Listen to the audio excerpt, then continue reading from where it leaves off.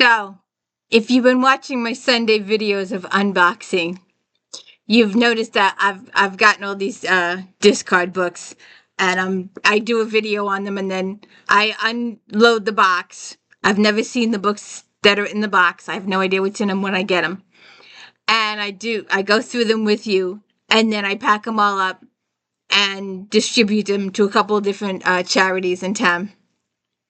But I got this latest box and I'm just going through it, and I have to share some of these individual books with you. They just caught my fancy. Welcome to the D. Louise book series. I'm Christina K-R-S-T-I-N-A. This is where I read books, talk about books, no special effects, no theme music, none of that fancy smancy comes here. So I want to know, do you want to know how to murder your mother-in-law? I'm sorry. How to Murder Your Mother-in-Law. Dorothy Cannell.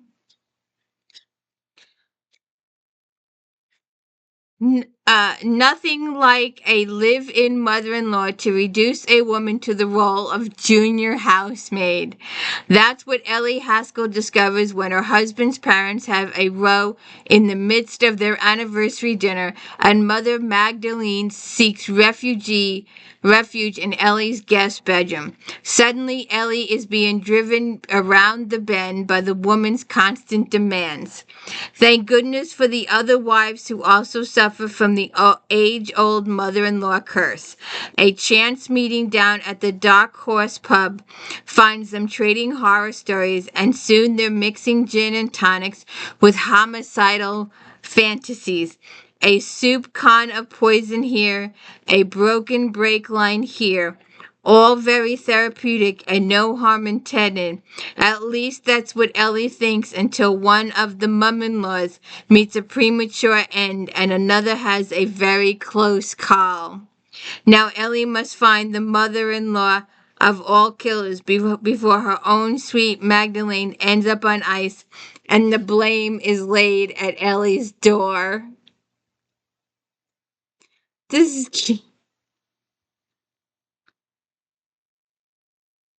1994. Got an extra page too. I was going to cut it, but it's attached, so I decided to leave it. I need to get the tape out. It's part of the book.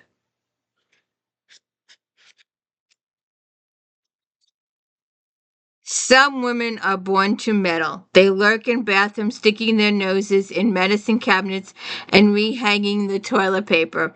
They lecture other people's children and put their neighbors' house plants on diets. They would tell God what's wrong with heaven if they got half the chance. Enough is enough. I say they should be shot at dawn, every last one of them, including Mrs. Bentley T. Haskell of Merlin's Court. For if anyone should have the words, "I will mind my own business," monogrammed on the forehead, it is I. In a flush of family fleeing, I decided to host a wedding anniversary dinner party for my parents-in-law, Magdalene and Elijah Haskell. Nothing elaborate, you understand. Just a beef stew with a slight French accent, a salad jardin, and perhaps a chocolate blanche main masquerading as mousse. Ellie, you're the salt of the earth, Dad would say. And Mum would pipe in with, I don't know why it's taken me so long to appreciate your wonderful qualities. When the big day arrived, I was feeling on top of my game. Ben had offered to come home early from Abigail's, his restaurant in the village, but I stuck to my guns. I know I'm not eclectic in my choice of lettuce, as is my beloved, but I once wore out a pair of shoes looking for a clarified butter in every supermarket in town. If I had my son Tam and my daughter Abby, 18 months old twins, on my hands that fateful day, things could have been a nightmare. Merlin's Court is a large house, and I'd long ago abandoned the naive notion that if I gave it a thorough go-through once a month, it would repay me by keeping itself clean the rest of the time. Everything was going swimmingly for a not to sound like a pampered puss. I was additionally blessed in having the assistance of Mrs. Roxy Malloy. Malloy always does for us of a Monday. She has graciously consented to come in a little early than usual and stay on through the evening to help with the cleanup. Not so cocky, Mrs. H. Miss Malloy thrives on gloom and doom. Them candlesticks could do with a trimming. Mrs. M would lend character to any room. Her jet black hair shows 2 inches of white roots as part of her fashion statement. Not because she is dye jobs. Her robe would appear to be applied with a trowel. Her lipstick is a violet purple, and her eyes are done with stained glass windows. What about the chocolate goop, Miss M says. Damson's smile assured me of a complete faith in my ability to flub dessert. The mousse is chilling in a little glass dishes. What took the time was finding the baking chocolate. Some nameless person had stuck it on the top shelf of that cupboard where I keep the aspirin and the cough serum. Think the silver could do with a buffing up? The secret of successful entertaining is to know when enough is enough, Mrs. Malloy. What, Mrs. Pickle? I couldn't believe it. The woman never seemed to have enough energy to get worked up about anything. Whenever I went around to the vicarage, it inevitably took her 2 hours to answer the door and 15 minutes to troop down the hall to study to announce my arrival to her employer. Edna's got a horrible temper when aroused, said Mrs. Malloy. She'd never forget her hatches unless the situation called for major emphasis. Spit it out. How did you bring him around? The babies. I reminded Ben that the last time his parents saw the twins, they weren't putting words together, let alone staggering all over the house. And the moment he started to waffle, I picked up the phone and issued the invitation. I suppose your in-laws were over the moon. Well, I wouldn't go that far. Dad hemmed and hawed about having to bring the dog, and I hear Mum in the background saying she didn't want to be a burden, but I knew they really wanted to accept. Very nice, Miss Malloy said, but if you ask me, you've got your work cut out for you. I'm telling you, I've got everything under control. Say, Mrs. H,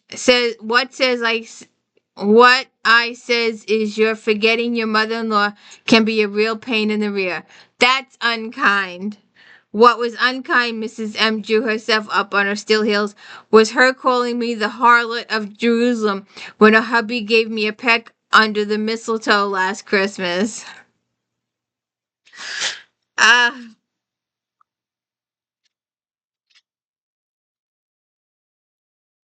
and what about St. Francis? Miss Malloy tapped fingers loaded down with rings on a folded arm. Is he still missing? Honestly, the woman should work for Scotland Yard.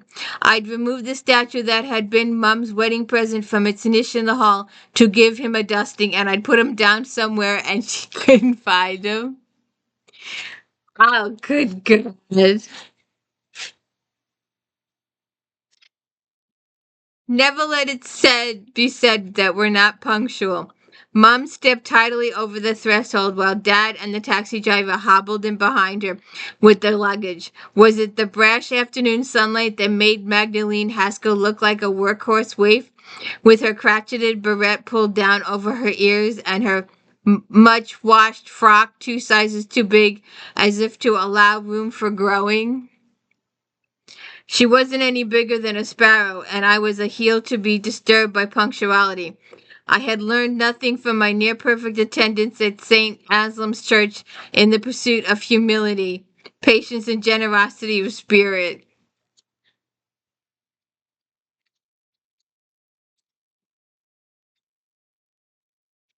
Let's go a couple chapters. Let's do a little bit more. This is so cute.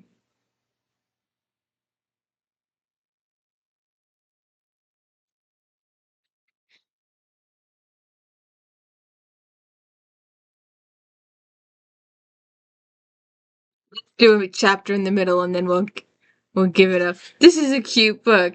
How to murder your mother-in-law. This is a cute book.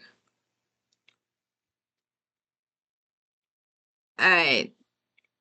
Talk about a rude awakening. I dragged open my eyes in the grim light of the pre-dawn when the pheasants on the wall paper still had their heads tucked under their wings and the mantelpiece clock still a merciful blur to see Ben up on one elbow. I adore you, sweetheart, he said. That's nice. I moved to turn over, but it would have taken a mattress rammed down the man's throat to shut him up. I feel responsibility to show you how desperately I love you and how sorry I am for not being more supportive of your difficulties with Mom. Your silk pajamas speak louder than words, I said, patting his face. Are you sure I can't get you something? How about a cup of tea or Ed Benedict? No, thank you. If I diet while I sleep, I can eat pretty much what I like during the day. Whatever you say, my darling. He picked up my hand, thereby preventing me from clobbering him with it, and worked his way from pinky to thumb, bestowing it a trail of itsy bitsy kisses. Would you like me to read you a poem? As he reached for Oxford Book of Verse on the bedside table. I warded him off with both hands. Do me a favor, Ben. Go into the bathroom, close the door, and recite Ode to a Chinese Chamber Pot to your heart's delight. I'm going back to sleep. He woke her up in the middle of the night to do this stuff. Oh, good God. This is a cute book. This is a cute book. Uh, I'm just gonna go in the middle of it to see. Next chapter. Had I done the right thing in not vetoing Mrs. Pickle's suggestion that Jonas show her around the house while the twins sat on the floor talking on the suit of armor we call rustis? I dithered about the hall with a fake duster in my hand and my legs at the ready to race upstairs if Jonas did no more than scream once. Luckily, the telephone on the trestle rang and gave me something else to think about. Hello, Ellie. The voice belonged to Frizzy Taffer, and I was delighted to hear her sound so bubbly. I wanted to tell you my hair has grown back to attractive stubble. Tom says he likes it that way, and I'll set a trend. Of course, in place of Chris Chatterton Fells, it will take the woman 3 years to catch on, and by then I will have gone back to my old mop. Tom's surprised, and so are you. Did you get home okay last night?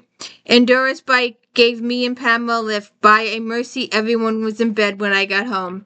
Because I wouldn't have fancied colliding with Trix under spending the evening plotting to put her 6 feet underfoot. This is a cute book. This is an awesomely cute book. What do you think? I think this is an awesomely cute book. It is. It's a cute, cute book. I just thought I'd share. Have a good one.